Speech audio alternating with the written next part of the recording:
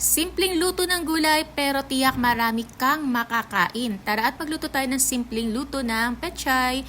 Kung kayo po ay may gulay na pechay or kahit anong gulay dyan at wala naman kayong karne na pang sahog, ay pwede na rin naman isahog ang itlog. O diba, itlog is life po tayo kapag wala tayong budget.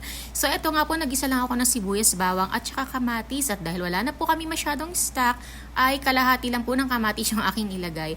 So inuna ko po dito yung tangkay po ng pechay para mas maluto naman siya ng kaunti. At saka dito masarap din kung hindi naman siya masyadong luto. Yung medyo crispy pa rin po yung kanyang tangkay.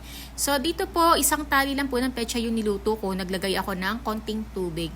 Alam nyo kasi mga ka-purple, mag-isa lang naman akong kumakain ito. Kaya naman kahit konti lang na gulay ay pwede na. At syempre diet naman yung aking beshi, kaya ako lang din lahat ang kakain ito. At sa niluto ko na to ay dumami rin siya dahil po sa nilagay ko na itlog. At dalawang ulaman ko na nga po ito mga ka-purple.